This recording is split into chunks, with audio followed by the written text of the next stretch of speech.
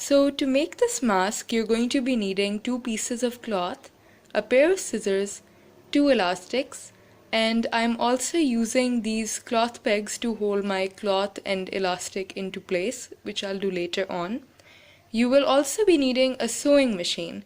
Now, in case you don't have that, you can use fabric glue, but make sure it's water resistant as these masks are going to go through a lot of washes depending on the frequency of use. However, I am going to be using a sewing machine in this tutorial.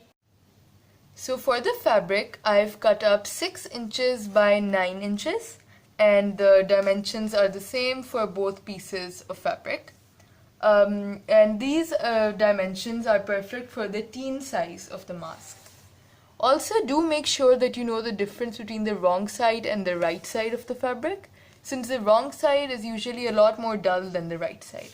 This is important because when you're making the mask, the wrong side will go towards your face and the right side will go outwards.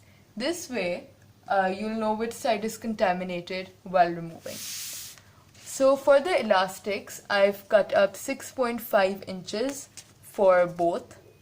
And these are also perfect for the teen size and the kid size. For the adult size, you may make it vary between 6.5 to 7 inches, depending on the size of your face. Now I will show you how to arrange it. So you will put the right sides in front of you, like so, and you will put the first right side on top of the other one, like this.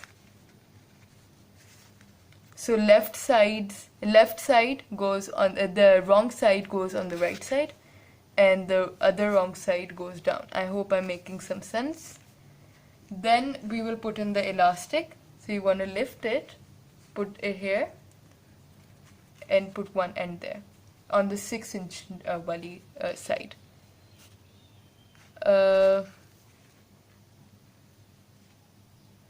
And you will put it again here and here. So I will pin these with my cloth pegs and I'll be right back. So I have pinned it down and the elastic is over here, as you can see, and over here. Okay. You also want to put your marking right here. I've made about this much. You can make as much as you want because it's gonna get stitched over anyway. So what we're going to do now is we're going to stitch starting from here. We're going to fasten on the elastic, then we go on, fasten the elastic, go on, fasten the elastic, go on, fasten the elastic, and end here. This will leave a gap which we will use to flip it inside out. So this side will go inside and this side will go out. So I've removed the cloth peg from this part and it holds the elastic. So what I'm going to do is I'm going to run it over with the machine all over, making sure that I take care to leave a gap in here on the markings that I'd made so that I can flip it inside out later.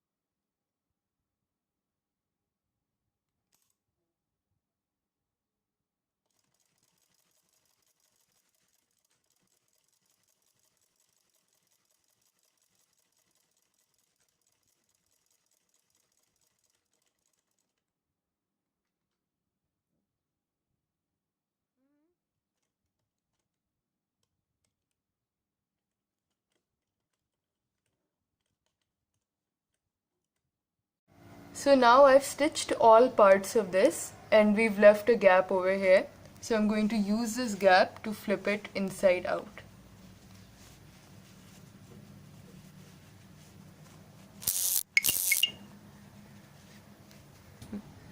Okay, so I flipped it and this is what it looks like. The elastic should be facing backwards like this. This is the wrong side, which is going to be towards our face, and this is the right side. Now we have to put pleats. So the way I put it is to just do it with my fingers like this. 1, 2, and 3. So I'm going to do that and use these cloth pegs to hold them in place. So now I've added in the pleats and held them in place with my cloth pegs. What we're aiming for is something like this, right? Once we have done all of this, we have to stitch it on the side. So what that'll do is it'll automatically close this gap, and right here it has already done so. Once you're done with one round, it's up to you. I like to go for a second time because, like I said earlier, these masks are going to go through washes and you're going to be using them frequently if you make them. So that's why we don't want it to break. Okay, so now I've marked my pleats using my cloth pegs. What we're going to do is, using the machine, we're going to run over, and I like to do that twice. So I'm going to remove my cloth pegs for my ease, and you can do that as well, and we're just gonna stitch it.